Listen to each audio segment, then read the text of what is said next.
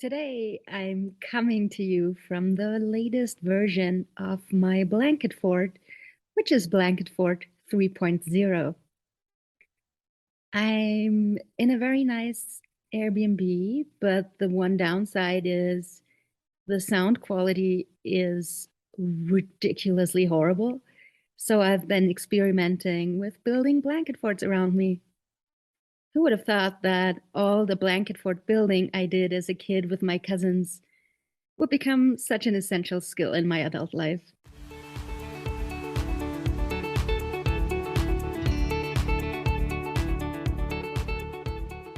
Welcome back to our One Wild and Precious Lives and all our dogs, and maybe Karen's cat as well. Today, I've got Karen Deeds on the other side of my Zoom screen, and I'm really excited about this because today's conversation is going to be a nerdy one. Buckle in, this will be fun.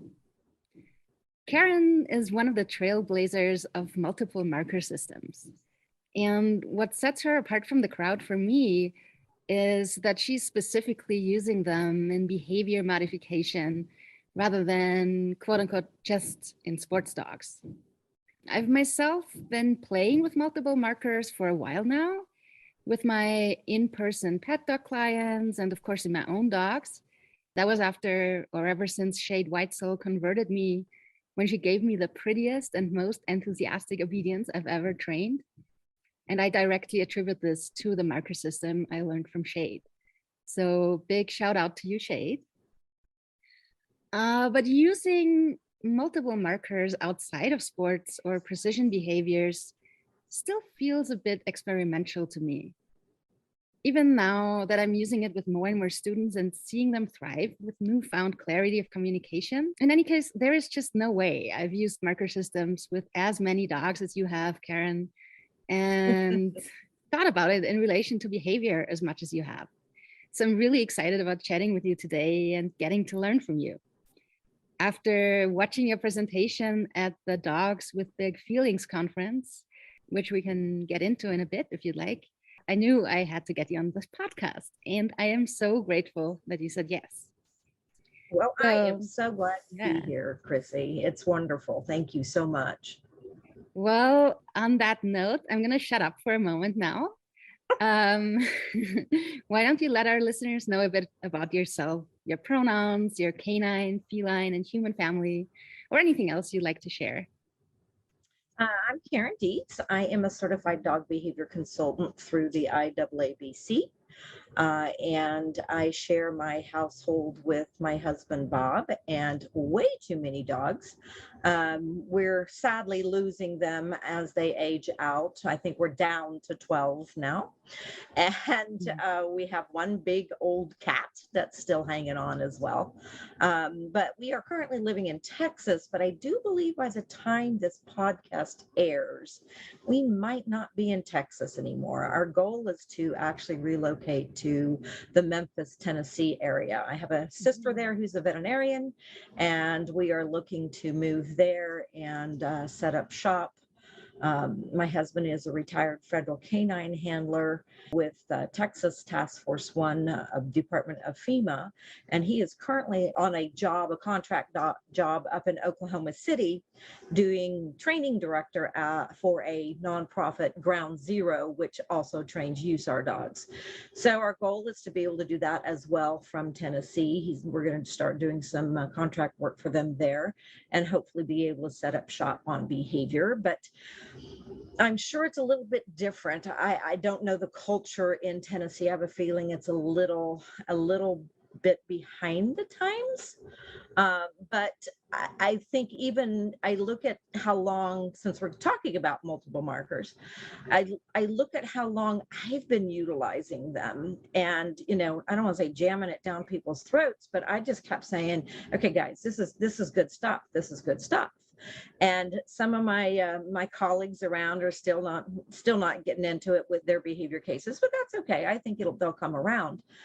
But I first got into it, and it did come primarily from Shade for me. However, there are the two pioneers that I know of that influenced even Shade, I do believe, were Chad and Sarah from Posse Dog up in Ohio.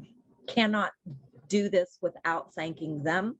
And of course, Shade and Sarah Brewski and Sarah Stremming and all of those people. And back then I was doing sports. I actually had a sport dog, and my husband had a bite sport dog. And that's where this really originated, was to create clarity. Because if you're not going to use force to get a dog to out, getting them to bite's easy. Getting them to out's the hard part. That's where that started for us. And of course, Bob brought it home. I started going to some of the stuff, even the bite sport stuff, even though I wasn't doing it. It was fun to watch, and certainly fun to learn.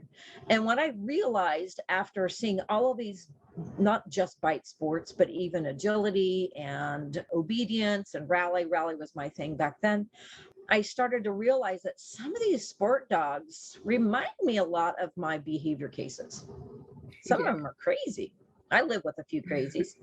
But I started to realize that there were a lot of similarities, and that if clarity for the sport dog could be beneficial, I really thought it might help the behavior cases as well. I really like the parallel you draw between sports dogs and behavior cases, because in both cases, we're dealing with really high arousal a lot of the time. And that usually leads to a dog who has trouble thinking clearly. And if we make our communication clearer, then the dog may be able to go back into a thinking state of mind, be able to learn, process the environment. In both situations, if we want to train, for example, bite sports without using aversives, we need a lot of clarity. We need the dog to know when and how they can earn that bite, and that they can earn that bite. And maybe that if they out, they'll earn a different bite from the toy in my hand. Exactly. I feel like it actually really does translate very well into a dog who might be highly aroused, because like I keep thinking in your Dogs with Big Feelings conference, I had this aha moment because you told that story about your border collie who used to chase cars.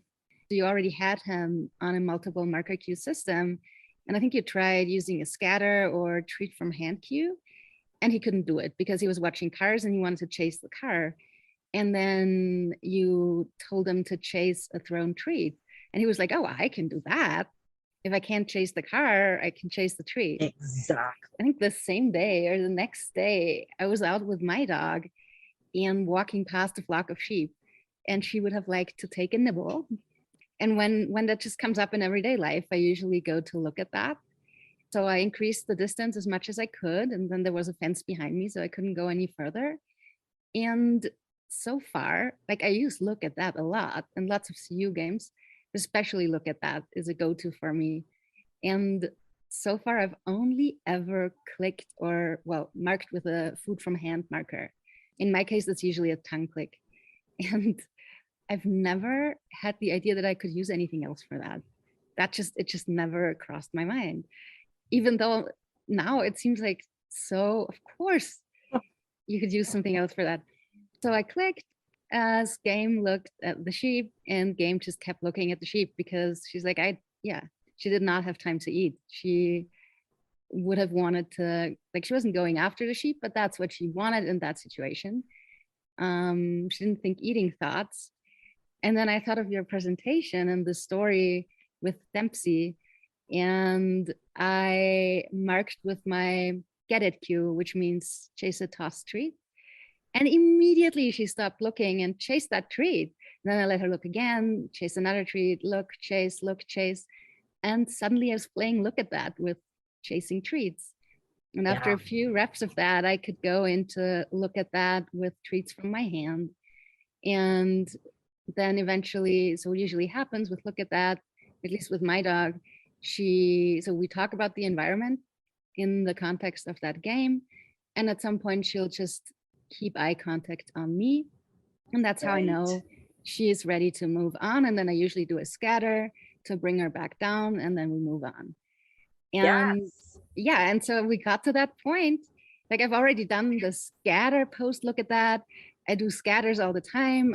And even when working with reactive dogs or pet dogs, what I've done for a long time is use a room service marker and some click or food from hand marker. Like the other one's usually more generic.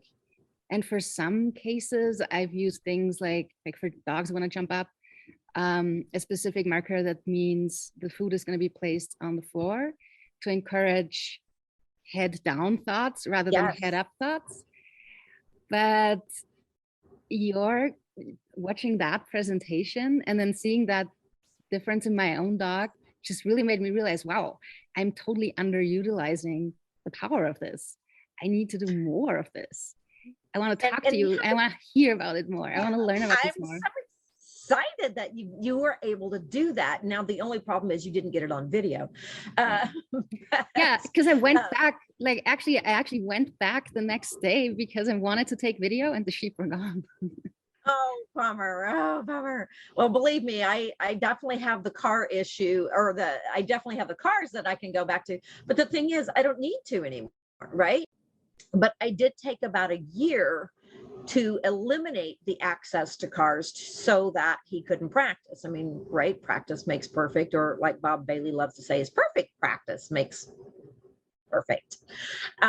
So I just managed him a lot, as much as I could. Obviously, he was never loose in the front yard to go chase cars. And I knew that his value was more for toys than it was for food. But it takes a lot of training to teach a dog how to play with you. And so, I took the time that it took because I knew even in an hierarchy of marker cues, toys were more valuable than food. And if I needed to go up a notch, I needed to have not only clarity, but I needed a dog that was willing to play that game with me. And that took me a little while to create, because he literally had been living in a pen for the first 10 months of his life. No human contact. So he wanted nothing to do with people. And I had to kind of earn that and show him that we could play together. But it really, like fetching a toy is very much like chasing a treat. Other than to continue the game with a toy, you got to have a dog that's going to bring it back so you can do it again versus just swallow the treat.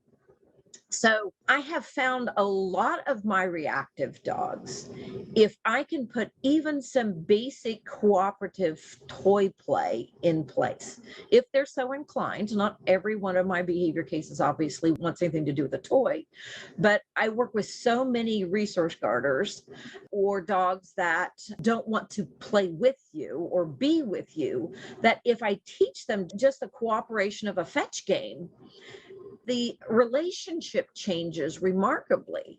And then the use of the food markers is even more valuable. The arousal is less typically with food, unless it's my Labrador. He's going to chase anything that he can eat. Chasing toys isn't such his thing. But using both is a plus. And I never, ever would have been able to do that had I not had the experience with the sport dogs and the pioneers there, the Shades and the Chads and the Sarahs and the Sarahs and the Sarahs. There's nothing but Sarahs in the sport world, it seems like. No. What's up with all the Sarahs? And they're all remarkably brilliant. I know. If I ever have a kid, I already know what their name's going to be. Of course, it's got to be Sarah. But this all started for me as a behavioral situation when I got a dog who had been training for a couple of years, and it'd been clicker training, right? It knew what a clicker was. And the first time I got him out, he was a herding dog. He was a healer. And I clicked, and this little guy's head exploded. He was just like, I don't know, where's the food coming from? Should I look? I'm looking at your hands. I'm looking at the ground. I'm like ready to run. And I went, oh, wow, this guy's fun for starters. But he really was confused about what the click meant. So I ditched the clicker and I just went to a verbal marker, and I was very clear, verbal marker. I use the word yip. Thank you, Sarah Strumming. I use the word yip most of the time, or yes. And that means food from hand. And then scatters for him wasn't a hugely foodie dog at that point. So obviously the get it or the toss, being a herding dog, guess what? They like to chase things. And I have to admit, the toss or get it marker cue, the chase food marker cue tends to be the most important when I'm working with a herding dog. Go figure. I want movement. So if I put movement on cue, and then of course I have to have that loop. I go eat food, but I come back and the dog goes, "Can you do it again?" And I get that loop. And that's actually one of the first things I teach with a multiple marker system. I think Shade calls it a marker cue test or ready to work. And I've kind of changed it to a marker cue loop versus a test, although I use it as a test. You know, the first thing I do is I want my dog or my student's dog to be able to eat food. And then if they need to scan the environment, fine, they can scan the environment. Then I'm going to offer food again, and I'm going to keep offering them food. Typically, I offer the food in the way that they can most readily respond.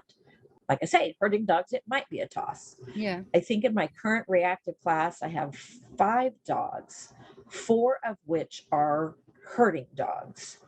And one of them is a retriever. And so 4 of them are using toss as their favorite marker cue, right? The one that really gets the dog going, "Oh my God, yes, I can hear you when you say that word. But if you say scatter or the clicker or yes, I can't hear you because it doesn't have the same value, even though it's the same food."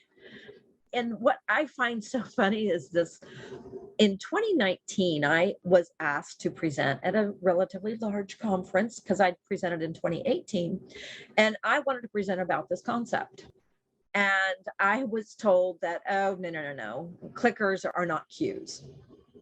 Clickers don't cue anything. They just mark behavior." I went, "Well, actually, eating is a behavior."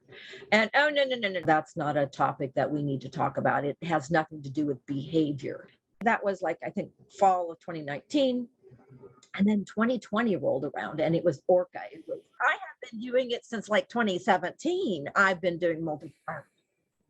In 2020, in January, is the Art and Science of Animal Training with UNT with Jesus Rosales Rios and that amazing group of all the Karen Pryor people. And I was elated when the people on the stage started talking about eating as a behavior. And I'll never forget, Hannah Brannigan talked about it. Barbara Heidenreich, she did a lovely presentation. I think it was with hyenas. I can't remember, but how she actually used different ways to feed the animals to get different behaviors. And I went, yes, this is what we should be doing with behavior cases. But, 5 months prior to that, I was told, yeah, it's irrelevant. And oh well, they missed out. But hopefully at some point in time, I'll be able to present it at that big conference again, that behavior conference that shall go unnamed. But anyway, I started out with that one little healer is when the big light bulbs came on, because this poor dog was just so confused. And when I started putting a cue to thrown food, you could almost see the tension just evaporate because he needed to move. But I mean, the movement for him was actually a release.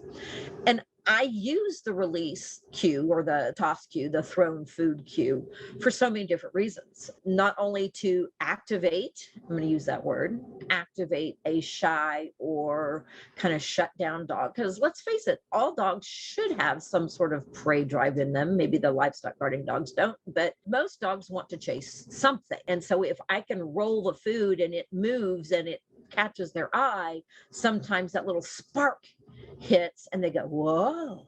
And so I can take some of those shy dogs and just start rolling food on the ground, and pretty soon they're moving and running, and you could just see their tail wagging and their ears are forward, and all of a sudden I have a dog now. And then they're like anticipating that next throw. They make eye contact and I say toss and I throw the food, and they're like, oh my God, now I have to make eye contact before you throw the food. Do you see how excited I get?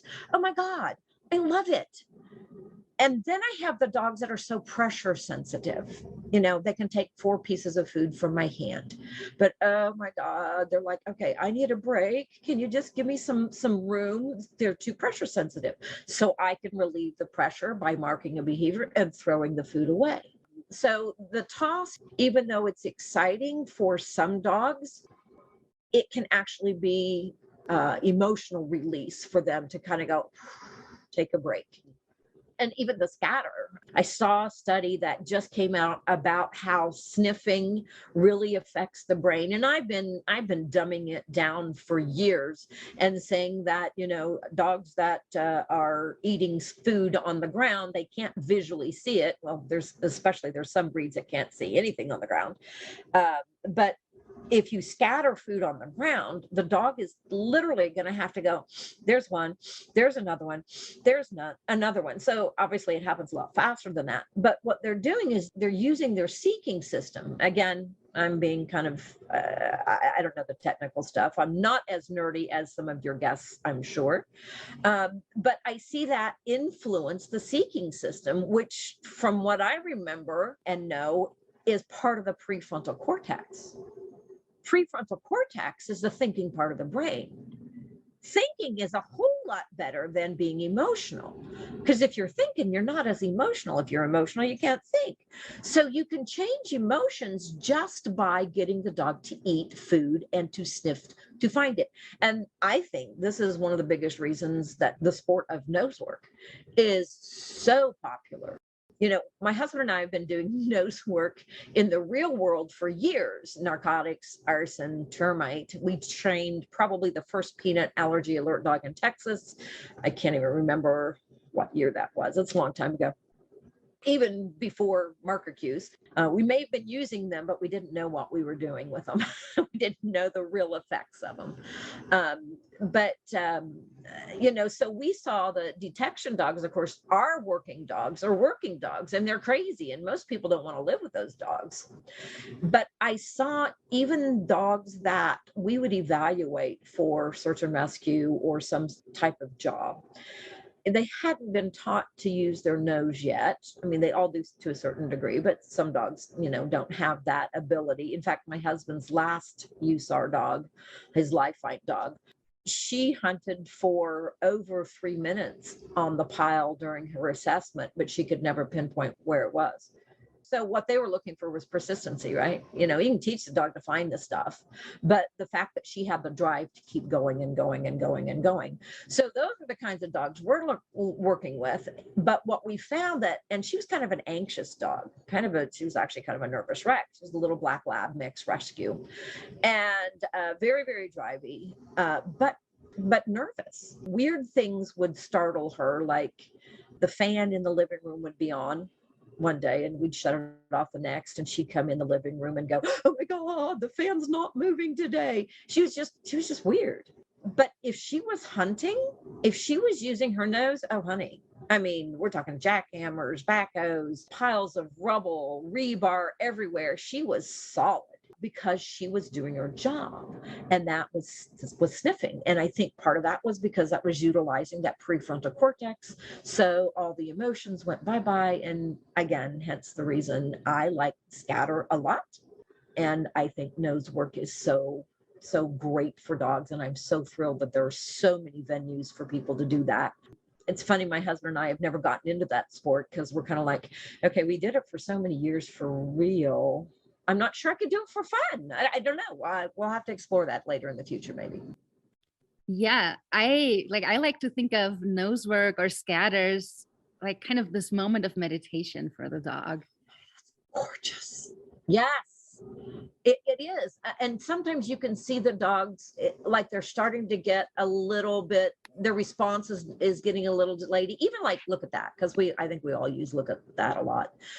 And the dog might be responding to your clicker or your feed to the mouth cue, but you can see them, maybe they start taking the food a little too hard, or they start fumbling with it in their mouth a little bit. So you're starting to see signs of stress. And then I go, okay, well, let's do a scatter instead. And it's almost like they go, oh, thank God you gave me a minute. Whew. Yeah. And that, I think that word meditation is brilliant. I'm stealing that, Chrissy. I'm sure I did not come up with it, but I cannot remember where I heard it. I mean, seriously, is anything new? I think we borrow stuff from everybody anyway. It may have been Leslie McDevitt. Wouldn't doubt it. Yeah. Yeah. But, I've been using the scatter during the look at that for at least a couple, 3-4 years, probably. Just because sometimes there were dogs that couldn't take food from my hand. That was almost a little too confrontational at that moment because the dog was already stressed. So that's where we go, okay, well, can you chase food? And some dogs that don't like to chase food go, no, not really. So, can you eat a scatter? And like I say, that's kind of the first thing I test is A, can you eat? And after you eat, can you acknowledge my existence so that I can mark that attention and give you a cue to eat again? And can you create some sort of a loop? Mm-hmm. And I normally tell people to start with your dog's favorite. There are some dogs, like I said, in my class right now, I've got most of them, tosses are their favorite. But you have to make sure that as the dog chases that cookie and moves 2 to 3 feet away from you, that it can come back without going to the end of the leash or to that distance and going, okay, wait a minute, I'm all alone. And okay, there's still lions and tigers and bears out here. Sometimes you can even mark the look at that, right, with a toss the other direction. And I do a lot of left-right tosses. But I want to start with one where they can eat and eventually make that loop of eye contact. I mark, they eat again. Then I change marker cues. I go, okay, you're doing it with this marker cue. Can I make it a little bit more difficult? Can you do it with a different marker? And then I change to another marker. I normally just do 2 or 3 markers during that looping test. But again, I'm just wanting that dog to, I use the term rectified. I have rectified the environment at this point, even if there's no specific triggers. I want the dog to be able to look around. Absolutely, the dogs need to look at their environment. But then that they have rectified it and gone, okay, I'm good enough now. I'm connected with you. Let's do this thing. And periodically, if somebody has to walk their dog or they're taking their dog for a walk, I recommend, okay, we're going to go half a block and you're going to do a marker cue loop again. I worked with a 5-year-old golden retriever who's been barking and lunging at dogs all his life the other day. And he was brilliant. Of course, he's a golden, had high value food. And he's like, oh my God, did you see that dog over there? I really want to bark at that. And I went, scatter. And he probably heard the word scatter maybe 20 times by that time. And he immediately head spun around to me and ate the food and kind of glanced back over at the dog and looked back at me and went, I can do this again. You got some more? And the owner was like, oh my God, it seems so simple to those of us in the know. And she had been using a verbal marker, yes. And I tried yes. And he went, yeah, nada. One cookie, it ain't worth it. But 5? Darn straight I can do that. Absolutely. Yeah. So I love it, as you couldn't tell. It's fascinating to me. And I'm even getting back into teaching a sport class for the remaining of the year. I'm going to teach a couple of rally classes. And of course, guess what I'll probably be teaching? Just to get focus, right? I want the dogs to be able to make a focus loop. That's all it is. Just offer eye contact. I mean, you kind of have to have connection before you walk into a ring. Another thing I like about utilizing multiple markers is you can literally get into stimulus control with multiple markers. This is probably my favorite thing. I don't care if my dog can sit and down and do all that fun stuff, but Jesus, if I throw a toy and I didn't say fetch, damn it, don't go get it. Listen to me. If I say strike, you take the toy, not the toy that I just threw. Those are fun things. There's a bowl of food over there, but if I click, you better come to the food in my hand. Or if I scatter, you better eat that and not the food in the bowl.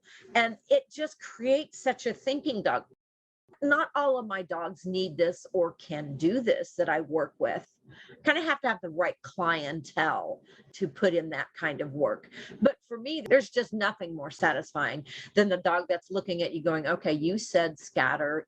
even though you presented your hand like a trick. And there's a bowl of food over there. And you said scatter. So I'm going to eat the food on the floor and not the one that's closer out of your hand and not the bowl of food that's got a whole bowl. You can just see their wheels turning. And again, what does this go back to? A thinking dog is not an emotional dog. Yeah. Love it. Yeah, me too. I just love doing that for fun too, because it makes me feel like we're developing this common vocabulary and it just keeps growing with every marker cue I add to it. Yeah. And once you have like all these marker cues, you can sneak in other behavioral cues and just teach them by means of the marker cues that are already in place. So you have that structure and then you fill it in with other little things. Yes. It feels the same way I felt when I first learned about shaping. Yes. I was like, holy shit. It's like this whole new level of communication. Yes. This epiphany, right? Oh my God, it's like, look what we are doing together. That's one thing. We have such a connection. Yeah. I have 2 dogs right now that I've kind of been working with. I don't do anything specifically, but I dabbled with marker cues. That's about all both of them know. But I think that's fun. I mean, my God, when I threw a toy, I did a demo the other day and, I threw a toy, my dog went, there it goes, but you didn't say fetch, so I shouldn't go get it. And then I said strike and he came to my toy. And then I said behind, which is go get the dead toy behind. He left the strike tug toy and went to that toy and then brought it to him. Anyway, I just love it. It's just so much fun. My dogs don't know shit for behavior cues, but they sure know a lot of marker cues. I love that too. And I like also going back and forth between food and toys and having multiple ones around at the same time. Yes. And I also think it teaches the skill of cue discrimination. Yes. So if you later teach other skills and other cues, your dog will already have an advantage. If you start out this way, they will already know to listen, not only that you're saying something or the order of events, that tends to be maybe in a particular order always. Yes. But they already know to listen to the content of that phrase or marker word you're saying. And that's that clarity, and it's concept, right? Learning to listen is kind of a concept. I would attribute Sarah Brewski for utilizing, she's the most concept training, brilliant trainer I know. And I think that is a concept, kind of like, impulse control is a concept, but stimulus control is also a concept. Listen, do what I say, not what you want to do. Yes. That starts with marker cues. And like you say, you can utilize the marker cues to build that knowledge and that connection so that the dog is actually listening. I geek out on it all the time. Yeah, it is a brilliant foundation. You start a puppy, you don't have to train behaviors. You just train a really nice marker cue system and everything will follow. I have a 2.5-year-old. I still call him my puppy. And I really started dabbling with different marker cues in the sport of tri-ball. Well, I've never done tri-ball before. And I took Melissa Browse workshops and her course, and she's amazing to teach it. And of course, I did what I did for the class and haven't done anything since. But one of the concepts I was toying with were just thrown cookies. And I ended up having 2 different marker cues. Toss meant go forward to get the thrown treat. Mm-hmm. And search was to turn around and go get the one behind you. So I could help position him behind the ball so much easier by the way I reinforced him. And pretty soon he'd go behind the ball and he was a little too close. So I'd say search and he'd turn around and go get the food that I threw. And pretty soon, of course, what happens? The tendency is that he stays further back behind the ball instead of wanting to push it prematurely. And to me, that's one of the things that I think is the most important part of multiple markers. You can counter tendencies. If your dog's tendency is to be jumpy, feed low. If it's to sniff a lot, maybe throw. You counter their specific tendency by the way you feed them. I'm working with this little wire-haired pitty right now. I adore him. He's a rescue, and he's just a little project I've got. He's like a toad. I don't think he walks anywhere. He hops everywhere he goes. His front feet never are on the ground except to come back up again. So I have done lots of drops with him. And all of a sudden he's like, oh, that's kind of pointless to jump up because the food's always on the ground. So, you know what? Maybe I should just like keep my feet on the ground. It's a lot less energy expenditure. Again, his tendency is to bounce. So I fed low. Yeah. On the one hand, you can counter tendencies, and on the other hand, you can manipulate arousal levels. Yes. And both of these are so relevant to behavioral cases. Yeah. But let me ask you something. I teach a reinforcement class at FDSA, and my classes, every time I run them, they change because I learn new things. So I add in more and change stuff around. And one of my first lectures in this class talks about the fact that we should look at reinforcers as behaviors rather than things. So we shouldn't look at the ball or the cookie, but at the behavior of fetching or the behavior of eating. Correct. And the FDSA students I get tend to be nerdy people, but even they sometimes struggle to wrap their head around that. And when I work with people in real life, those are usually pet dog owners, right, who are not as nerdy, who have even more of a hard time understanding things like that. So I often end up just simplifying things and keeping, okay, 1 or 2 marker cues, that's what we'll do for you, because they have never heard of that concept at all before.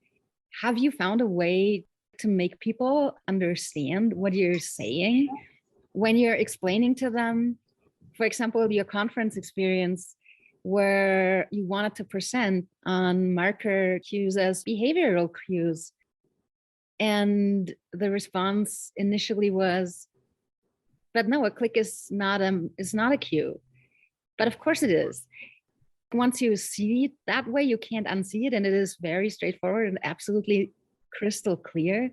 But if someone hasn't seen that yet, somehow it seems to be really difficult to understand. What's your best way of explaining this to someone? I typically start with just explaining 1 or 2, right? We keep it simple. And I start with the ones that are going to be most valuable for that client, which tends to be either the scatter, which I call arousal lowering. My clicker is what I would call baseline, and toss is arousing, right? So there's 3 levels. And I kind of talk about it in the way of countering tendencies. Okay, your dog is getting real excited. What happens when you put 5 pieces of food on the floor? He slows down to eat. Okay, cool. He slows down. That's what we want. We want your dog to slow down. Your dog is kind of sluggish and, he's a little cowery, he's slinky. You want him to move a little bit smoother. What are you going to do? Throw food. So again, I use that, look at the dog, because that's just it. It's all about observing your dog to determine which marker cue you use. And even sometimes, like my Labrador, if I scatter, I'm not so sure that's calming. He's going, oh my God, 5 pieces of food. Holy shit. Yes, that's very exciting. So for him, a scatter may not be something that's going to slow him down. I may have to even tweak the scatter to be a totally different delivery system of, instead of scattering and there's 5 pieces like on a dinner plate, it might be scatter, and I slow my intonation down and I slow my delivery down and I reach into the bait bag and I go, there's one, there's another, there's another. And I kind of do it in a line. Oftentimes I end up finding myself drawing a star. Everybody draws stars differently. I start at bottom left and I go to the top, then I go to bottom right, then I go to the left, and then I go to the right, and then I go back and I make the connection at the bottom right or bottom left. Anyway, that's how I draw a star. And sometimes that's what I'm doing with the food. And it's not just about the food, it's about our emotions that we can give to the dog as well. I've got a client right now, the one with the retriever in class. She's very quick, right? She's just that person. Scatter. I'm like, okay, Melissa, honey, you got to slow it down. I said, your dog is a lab. He's going to inhale that. You can help him slow down by you slowing down. So sometimes it's a matter of helping the client see what they want their dog to be and how that particular marker cue, the way they eat, can affect that behavior, and how they, as a person, can slow down or speed up. I rarely have anybody that needs to speed up. But again, I think working on the mechanics of it, Jesus, I think mechanics are really important for some dogs. Some dogs, not so much, maybe. But for some dogs, it makes it so black and white. And that helps. I have this silly saying, I have no idea how accurate it is. Knowledge is power. Power builds confidence, and confidence reduces anxiety. So when your dog knows, oh, Scatter, she's going to bring food down and I'm going to eat a lot of food. Whew, that makes me feel pretty cool. Or the click means, oh, I need to look at which hand is moving to go get the food, and I'm going to go to that one. So again, that cue, and I say it, it's a marker cue. Sit is a behavior cue. Click is a marker cue. It marks a behavior, but it also cues your dog to eat. And your dog can eat in multiple ways. Sometimes I go into this. You have a teenager, right? You have a kid. How do they eat when they're getting ready to go out with friends, right? You've got dinner served and they just shovel it in as fast as they can. They're all excited. They're ready to go out and play with their buddies. So they shovel their food in. So how would you counter that tendency? I don't know with teenagers. Maybe you would give them something that they have to chew a lot. Oh, that's something even I have explored. I had one client who had Aussie, and we could slow the dog down even more based on the type of food we scattered. If it was crunchy, guess what happened? The dog actually took time to chew, which again helped to lower that arousal versus, oh my God, this semi-moist stuff, I can just inhale it. So even getting the right treats to use or food, I rarely use treats, I just use high value dog food.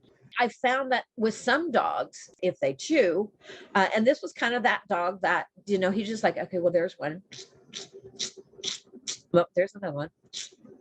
And I think part of it was he needed the time it took. And we were able to provide that with just the food that gave him the time to slow down. I remember another Melissa. I remember looking at her going, oh my God, what food are you using today? And she told me what it was. I think it was real meat. So it was a little jerky type stuff. And I said, that's not what you were using last week. And she went, no, it wasn't. And I said, do you see a different dog this week? And she went, oh my God. Yeah. I said, he's taking longer to do a scatter because he's having to chew. It was fascinating. So, I mean, not just eating the way we present it, but what we present can modify behavior and arousal. Yeah. Right. My own dog, I usually use kibble for everything because she knows her marker cues. She knows to take the food. She likes eating. Right. She likes doing things for me. She would eat cardboard if I offered her cardboard.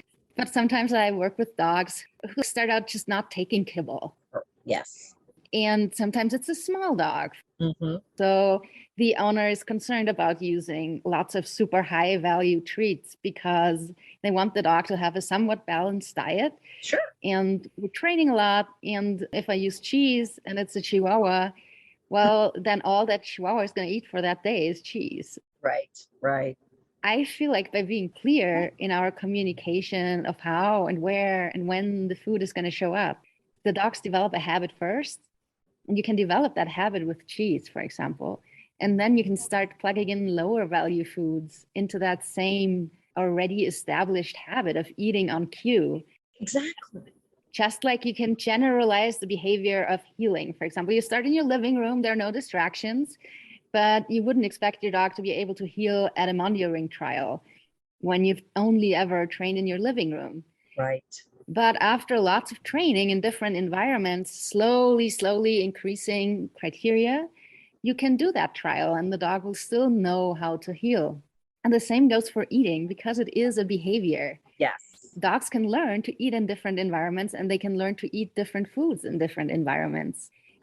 I think it is still reinforcing, especially when we're working on behavior cases. If the dog initially didn't take the kibble out and about or didn't take whatever other treat you wanted to give them out and about, you can work up to this Because as you're working up to this, the dog just becomes clearer minded in general. Their arousal goes down and their ability to eat and to think, and yeah, that's pretty good, just goes up. Well, I think there's a brilliant trainer out there, Kathy Sadeo, who actually presents about eating as a behavior, right? I mean, talking about picky eaters. I love her webinar that she has done, and I think is doing again soon, about dogs being picky eaters and how we can teach them to eat. I've got a dog right now who's on one of those hydrolized diets. You know, she's a little black boxer. She's got major gut issues.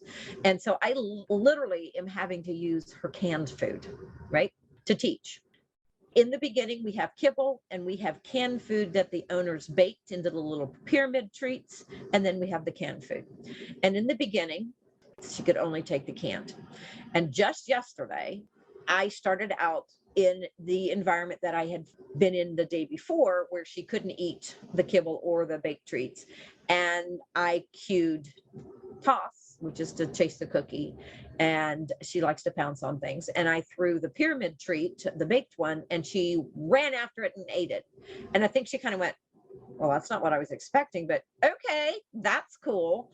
So I'm hoping eventually that I can actually use that hydrolyzed kibble crap for her to train, because training with canned food, as you can well imagine, is not a lot of fun.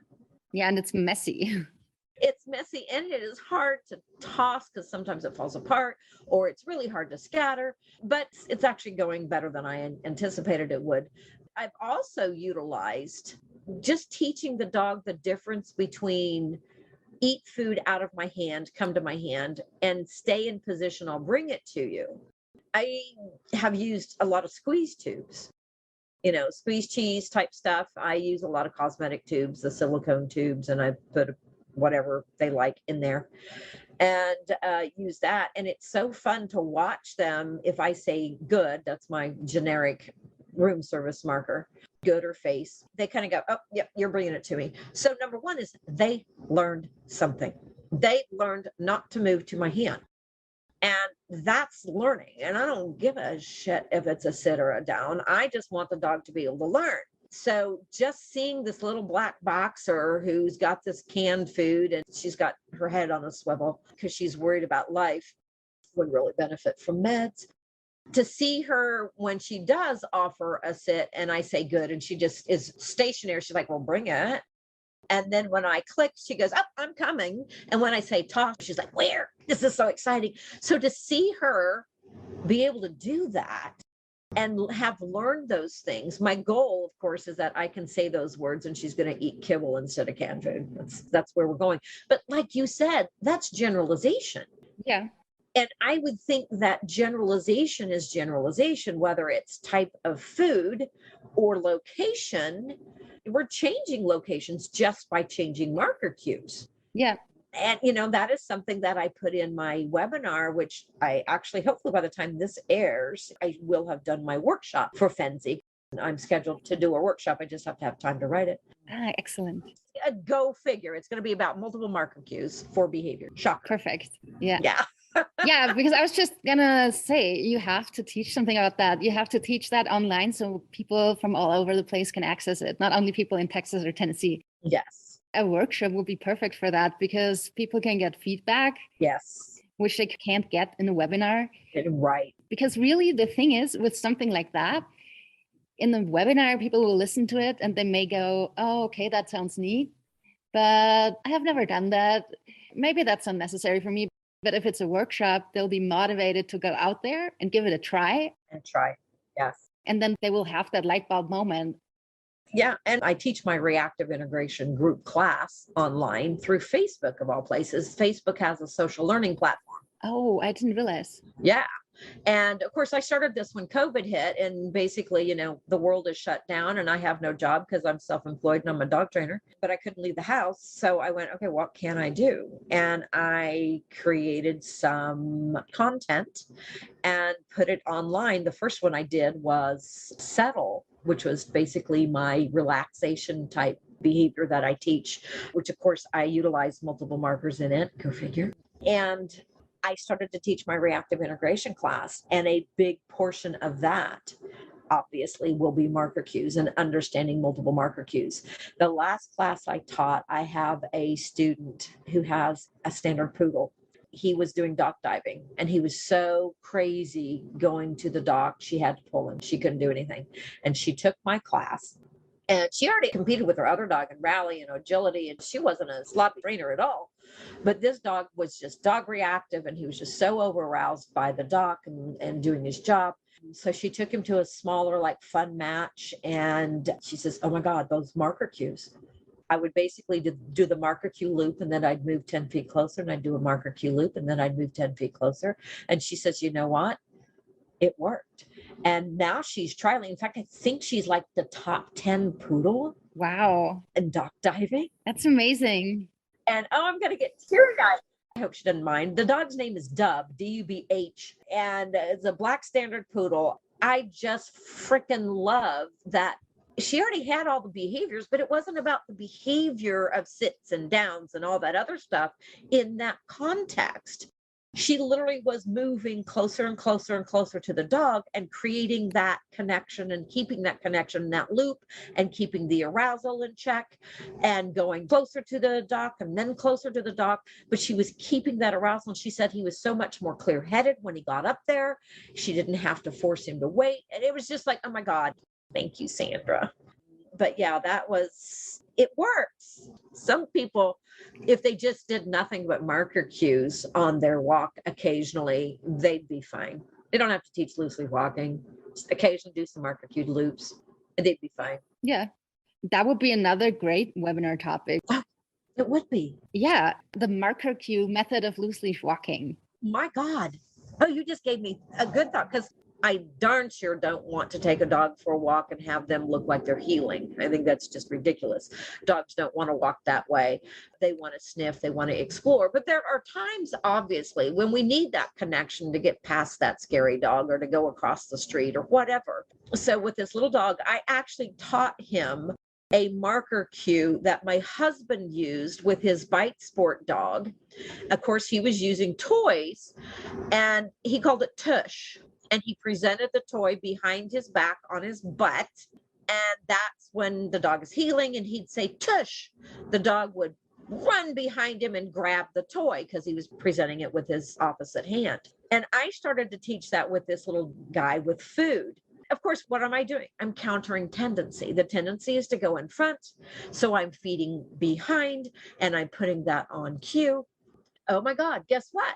I started to get this dog that was like waiting for me to say tush. So he was hanging closer behind my butt, which meant he wasn't dragging me anywhere. It was pretty brilliant. But I did steal the word tush from my husband. So he gets credit for that one for sure. Actually, I'm currently a gold student in Nicole Wiebusch's healing class at FDSA. And she also uses tush for food in that same way that you described. Nice. I don't know if they got it from each other or there's a common source to both of them. I don't know. Bob, my husband, probably got it from Sarah up at Posse Dog, or Sarah and Chad, I'm guessing. But I know there was somebody who was using the word behind, which of course behind could also be tush, right? Yeah. I mean, a behind is a tush. But anyway, I don't know. It was just kind of fun to say. I have no idea who started it. I can't give credit to anybody. So I'm going to give credit to my husband because I stole it from him. Yeah. And I don't know who he stole it from. But I think that's another thing. Nobody came up with this. There's really nothing new in the science of dog training. Unless we're doing more research, then obviously we start finding new things. But we all have the same information. Yeah. It's just a matter of tweaking it and applying it in different contexts or in different concepts. And that's one of the things, yeah, you called me a pioneer in multiple marker cues for behavior. Yeah, I've been doing it for probably at least 4 or 5 years, at least. But then again, I go, yep, I'm just glad somebody's getting the word out. And I really appreciate that you invited me to do this and that I was allowed to do the webinar for Fenzi, and we'll be doing the workshop and have implemented it online with my classes. I do think it is a huge integral part of my reactive integration class. It's amazing. I know a lot of people that teach reactivity. First lesson, let's take the dog outside and see what happens. And let's look at that. or click the trigger, whatever you want to call it. Look at that, engage, disengage. And I go, wow, how about we build some foundation first? We do foundation with sport dogs. I would never take my dog in the ring without having some of these foundations. Why would you take your dog out to train it outside around its triggers without this kind of foundation? Exactly. These real world behaviors we expect our dogs to just do, they're really hard. I mean, they're hard for an average dog. They are. They're even harder if your dog is already struggling. Yes. You can't expect the dog to just do well without laying a foundation. Right. And again, this goes back to my knowledge is power, power builds confidence, confidence reduces anxiety. It gives them confidence, right? I mean, in all honesty, if you want to look at it, it's almost behavioral momentum. Yeah. Right? Yeah. Oh my God, look what I did. Hot damn. I am so damn good at this. I knew exactly what she said. I did exactly what she told me to do. And look at me. I can do anything. And that confidence, then you go out the front door and the dog goes, hey, wait a minute. You said scatter. Yep, I can do that. I did that inside. Now I can do it outside. Look at me. And then they're not so worried about the world. And oh my God, do you see just how excited I get about this? Oh, anyway. Yeah. It's like you're teaching a language. Yes. And then you're sending the user out into the world to actually apply the language. But if you like put me somewhere into China or Japan and I was surrounded by all these characters that I couldn't read, I'd be lost. But if at first you put me in a classroom and you taught me in a nice, calm environment what these things mean, and then you let me go travel there, I would be able to make sense of the world. I'll be able to use the subway there and read where it's going. Right. I love your analogy of it being a language. Oh my God, that's wonderful. And I do a lot of behavioral consults, and people are like, well, do you want to go see my dog react? I'm like, number one, I really don't need to get bit when I come in the house. Number two, then don't need to see that. No more than an alcoholic needs to be drunk for the therapist to be able to help them. I rarely go out on a walk. So when I did this client earlier this week, and we actually went outside, it was after 2 hours of working with the dog and having fun and talking about all the things and explaining to her and getting her mechanics on board before we went outside. And granted, she was working with a 5-year-old golden. He was extremely food motivated. So I knew I had something to work with. And she already had a marker cue yes installed. And I just added the scatter, which he ended up being 100% more reliable with, by the time we were outside anyway. But we have to have that foundation. And, when I left, she says, okay, so what's my homework? I said, well, I'll write it all up. But the first thing we're going to create these marker cues so that when you say the word scatter, if he's in another room, he runs to you and goes, pay me, bitch, right? Where's the food? Where's the beef? And if you say yes, his head snaps around and he goes, where is it? He was a 5-year-old golden. And I was on their ground floor. I need to start asking my clients what color of floor they have so I can bring alternate colored treats. I air dry cheese a lot. I take a mozzarella cheese stick and just cut it into 22 little slices, or 44 if I want little ones. And I lay it on a sheet cake pan and I air dry it for about 24 hours in the refrigerator, flip it over another 12 hours. And I have these white treats that look great on the brown floor. But I had brown food on her brown floor, but I made sure that he could track it. And he's a golden, he's not a doodle, so he's not blind. So he could track the treats that I was throwing. And you could just see him. His body was excited. And this is a dog that doesn't like to go out in the backyard by himself. I said, you know what? That's where I want you to practice this after the kitchen and the living room and the bedroom. I want you to go out and do some tossed treats outside on the patio. This might actually influence his emotions about being outside in the backyard. I didn't need that one on a walk. I didn't think, but I needed it for another reason for that dog. Toss for him was fun and exciting, and he got to move. I wanted to use that to make the backyard more fun and exciting for him. I didn't need that on the walk because the scatter was going to work fine, and it seemed to.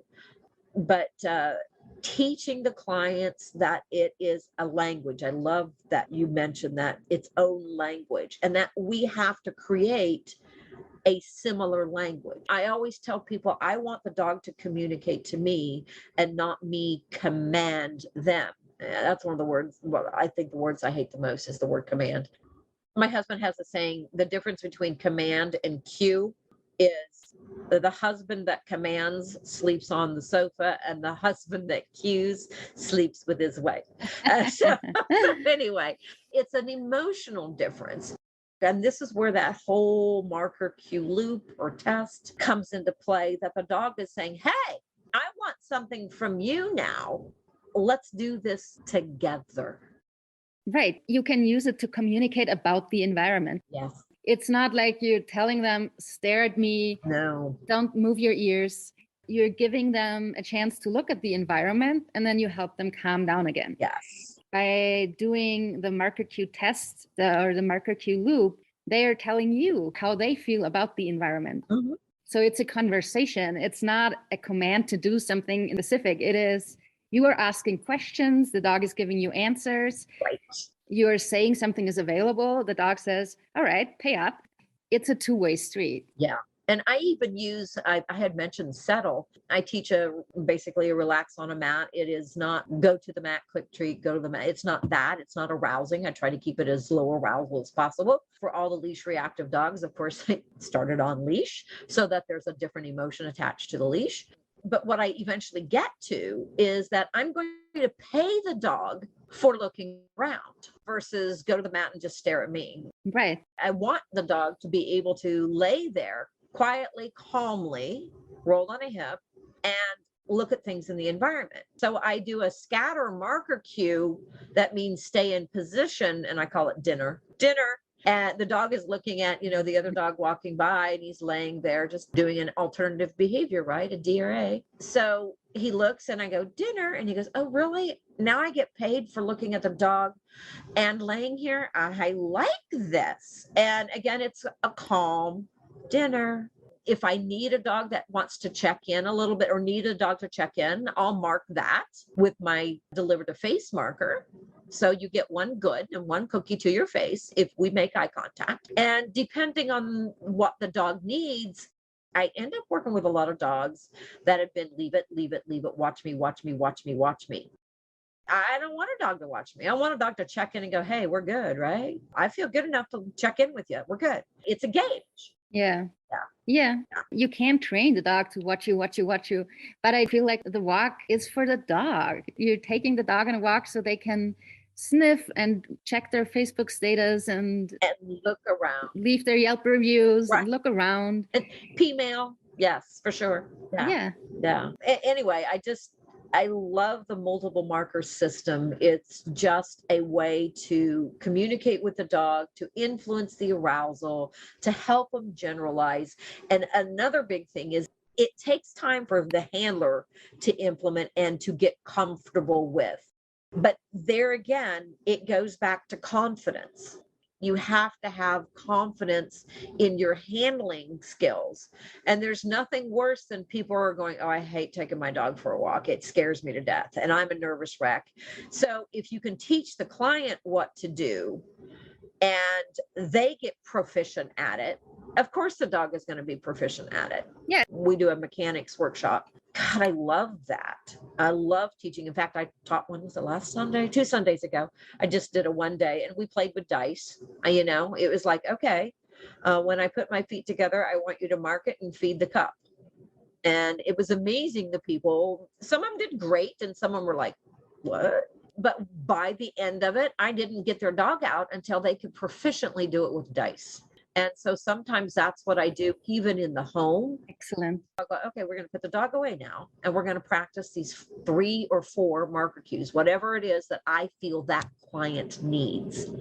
Normally, it's going to be baseline, yes, feed from hand, and it's going to be scatter, and it's probably going to be good because I utilize good for calm behavior, putting on harnesses, putting on leashes, going out the doors. Because if you have crazy doing all that, that crazy goes out the front door. But when I say good, the dog goes, bring it to me, sister. That's what I want. I want that dog to go, I'm waiting. Yeah. Because they have to calm themselves down to get me to say that word. I love it. It's That's fun. such a great point about teaching the handler first, and ideally without the dog.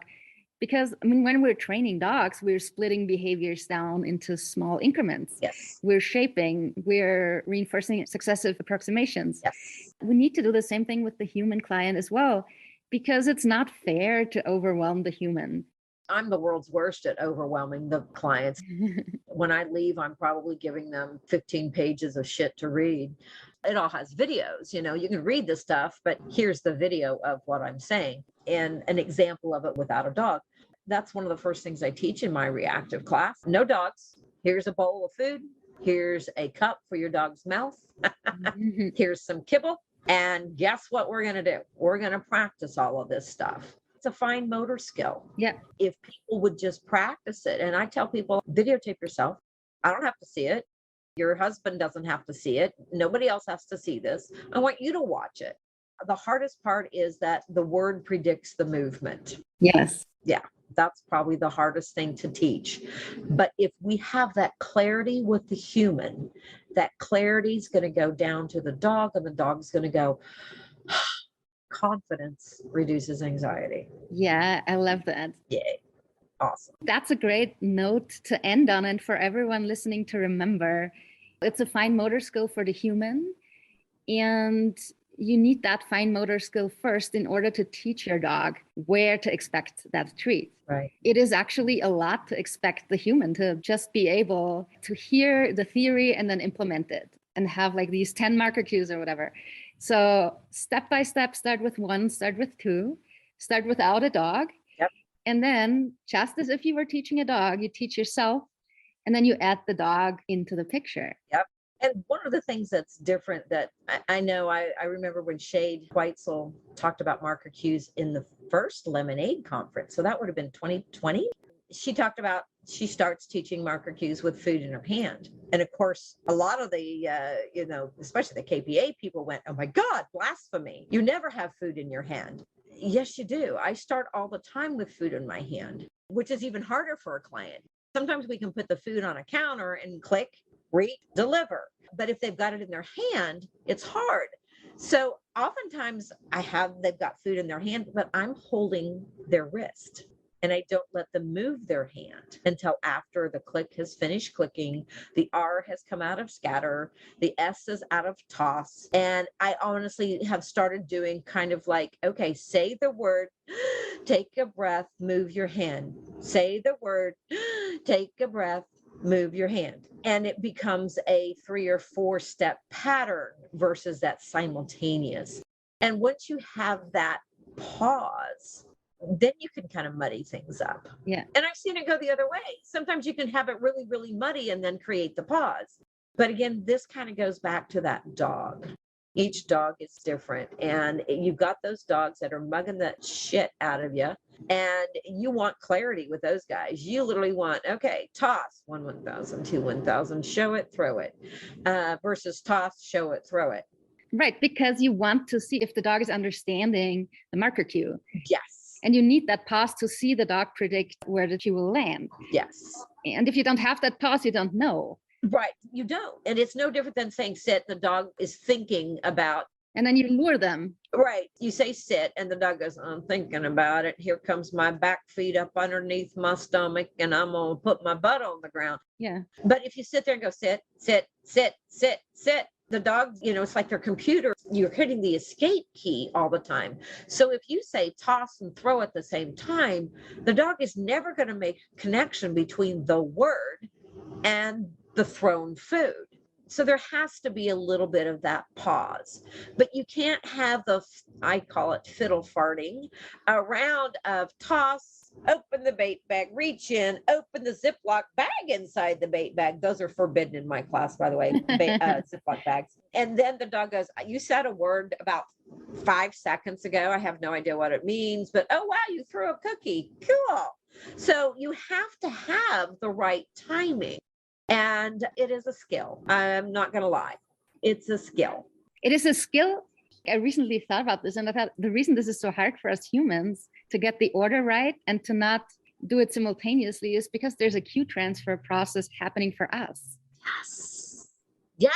Oh, that's brilliant. Yeah. Yeah, for sure. But, if we can just slow it down for the human, then it becomes a pattern for them. I mean, we all know how much we love patterns, right? I mean, seriously. I mean, thank you, Leslie. Yeah. And so if we can put a pattern into the way we teach our client, click, reach, deliver, or your hand is full of treats at your side. And that's one of the first things I teach a dog is I have food in my hand and it is not available. I don't teach it your choice. Yeah. I teach there's food in my hand, and if you mug it, not a damn thing happens. But if you go, oh well, nothing's coming out of that, I go click and I deliver a piece of food to the other side.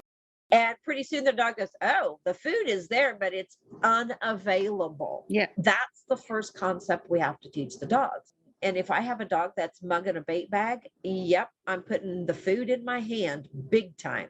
Or even if I don't have a dog that's mugging my bait bag, I'm pretty darn good about reaching my hand in pretty easily because I have the right type of food. And that's another thing, having the right type of food. And the right type of bait bag if you're using one. Yes. Because there are ones where it's really easy to get out the food.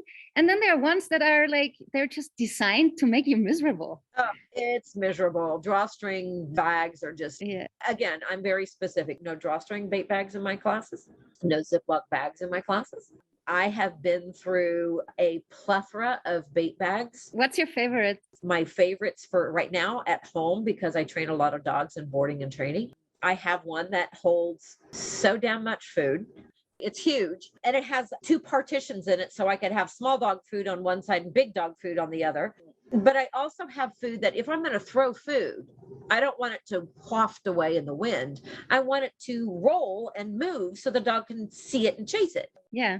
And there are some foods that I want to kind of waft as I scatter it. So knowing what foods to use is very valuable. The freeze-dried stuff or like the liver things that you can get in the big container, or the crumbly stuff. Oh, I hate the crumbly stuff. No crumbles. I hate crumbles. And I hate the slimy stuff. I do too. That's why I air dry my cheese, because I do not like slimy. In fact, we just transitioned to another bait that we use. It's dog food again.